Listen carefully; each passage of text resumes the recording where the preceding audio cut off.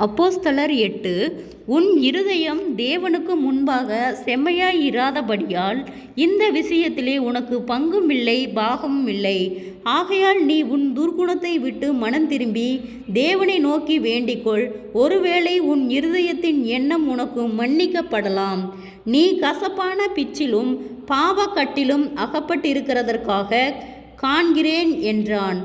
அதற்கு சீமோன், நீங்கள் சொன்ன காரியங்களில் ஒன்றும் எனக்கு நேரிடாதபடிக்கு எனக்காக கர்த்தரை வேண்டிக் கொள்ளுங்கள் என்றான். இவ்விதமாய் அவர்கள் கர்த்தருடைய வசனத்தை சாட்சியாய் அறிவித்து சொன்ன பின்பு சமாரியருடைய அநேக கிராமங்களில் சுவிசேஷத்தை பிரசங்கித்து எருசலேமுக்கு திரும்பி வந்தார்கள். பின்பு கர்த்தருடைய தூதன் பிலிப்பை நோக்கி, நீ எழுந்து தெற்கு முகமாய் எருசலேமில் இருந்து காசா பட்டணத்துக்கு போகிற வனாந்தர மார்க்கமாய் போ என்றான். அந்தபடி அவன் எழுந்து போனான். அப்பொழுது எந்தியோப்பியாருடைய ராஜஸ்திரியாகிய கந்தாகே என்பவளுக்கு மந்திரியும் அவளுடைய பொக்கிஷம் எல்லாவற்றிற்கும் தலைவனுமாயிருந்த எத்தியோப்பியானாகிய ஒருவன் பணிந்து கொள்ளும்படி எருசலேமுக்கு வந்திருந்து ஊருக்கு திரும்பி போகும்போது தன் ரதத்திலே உட்கார்ந்து ஏசாயா தீர்க்கதரிசியின் ஆகமத்தை வாசித்து கொண்டிருந்தான். ஆவியானவர், நீ போய் அந்த ரதத்துடனே சேர்ந்து கொள் என்று பிலிப்புடனே சொன்னார். அப்பொழுது பிலிப்பு ஓடிப்போய் சேர்ந்து அவன் ஏசாயா தீர்க்கதரிசியின் ஆகமத்தை வாசிக்கிறதை கேட்டு, நீர் வாசிக்கிறவைகளின் கருத்து உமக்கு தெரியுமா என்றான். அதற்கு அவன், ஒருவன் எனக்கு தெரிவிக்காவிட்டால் அது எனக்கு எப்படி தெரியும் என்று சொல்லி பிலிப்பு ஏறி தன்னுடனே உட்காரும்படி அவனை வேண்டிக் கொண்டான். அவன் வாசித்த வேத வாக்கியம் என்னவென்றால், அவர் ஒரு ஆட்டை போல அடிக்கப்படுவதற்கு கொண்டு போகப்பட்டார். மயிர் கத்தரித்தவனுக்கு முன்பாக சத்தமிடாதிருக்கிற ஆட்டுக்குட்டியைப் போல அவர் தமது வாயை திறவாதிருந்தார். அவர் தம்மை தாழ்த்தின போது அவருடைய நியாயம் எடுத்து போடப்பட்டது.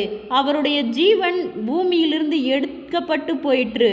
அவருடைய வம்சத்தை யாராலே சொல்லி முடியும் என்பதே. மந்திரி பிலிப்பை நோக்கி, தீர்க்கதரிசி யாரை குறித்து இதை சொல்லுகிறார்? தம்மை குறித்தோ வேறொருவரை குறித்தோ எனக்கு சொல்ல வேண்டும் என்று கேட்டுக்கொண்டான். அப்பொழுது பிலிப்பு பேசத் தொடங்கி இந்த வேத வாக்கியத்தை முன்னிட்டு இயேசுவை குறித்து அவனுக்கு பிரசங்கித்தான். இவ்விதமாய் அவர்கள் வழிநடந்து போகையில் தண்ணீருள்ள ஓரிடத்திற்கு வந்தார்கள். அப்பொழுது மந்திரி, இதோ தண்ணீர் இருக்கிறதே, நான் ஞானஸ்தானம் பெறுகிறதற்கு தடை என்ன என்றான். அதற்கு பிலிப்பு, நீர் முழு இருதயத்தோடும் விசுவாசித்தால் தடையில்லை என்றான். அப்பொழுது அவன், இயேசு கிறிஸ்துவை தேவனுடைய குமாரன் என்று விசுவாசிக்கிறேன் என்று சொல்லி ரதத்தை நிறுத்தச் சொன்னான். அப்பொழுது பிலிப்பும் மந்திரியும் ஆகிய இருவரும் தண்ணீரில் இறங்கினார்கள். பிலிப்பு அவனுக்கு ஞானஸ்தானம் கொடுத்தான். அவர்கள் தண்ணீரில் இருந்து கரையேறின பொழுது கர்த்தருடைய ஆவியானவர் பிலிப்பை கொண்டு போய்விட்டார். மந்திரி அப்புறம் அவனை காணாமல் சந்தோஷத்தோடு தன் வழியே போனான். பிலிப்பு ஆசோத்திலே காணப்பட்டு அவ்விடத்திலிருந்து பிரயாணம் பண்ணி செசரியாவுக்கு வருகிற வரையில் சகல பட்டணங்களிலும் சுவிசேஷத்தை பிரசங்கித்து கொண்டு வந்தான். ஜெபம். கிருபையாய் நேசிக்கிறத நல்ல தகப்பனே, ஆசீர்வாதமான வேலைக்காய் நன்றி செலுத்துகிறோம். இயேசுவின் நாமத்தினாலே அப்போஸ்தலர் 8வது அதிகாரத்தின் பிற்பகுதியை தியானிக்க கொடுத்த தயவுக்காய் நன்றி செலுத்துகிறோம். இயேசுவின் நாமத்தினாலே ஒவ்வொருவரும் கையிட்டு செய்கிற வேலைகள், போகிற வருகிற பிரயாணங்கள், அவர்களுடைய தேவைகள் யாவையும் கர்த்தரே சந்தித்து பொறுப்பெடுத்து பாதுகாத்து வழிநடத்தும்படியாய் ஜெபிக்கிறோம். இயேசுவின் நாமத்தினாலே வியாதிகளோடு பலவீனங்களோடு இருக்கிற ஒவ்வொருவருக்காய் ஜெபிக்கிறோம்.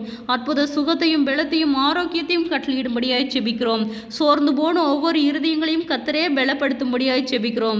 இயேசுவின் நாமத்தினாலே அநேக தடுமாற்றங்கள், போராட்டங்கள், பாடுகள், மன அழுத்தங்கள், கவலைகள் யாவும் இயேசுவின் நாமத்திலே விலகும்படியாய் ஜெபிக்கிறோம். ஆண்டவரே, ஒவ்வொரு நாளும் எங்களை உற்சாகத்தின் ஆவியினால் நீ நிரப்பப்படும்படியாய் நாங்கள் ஜெபிக்கிறோம்.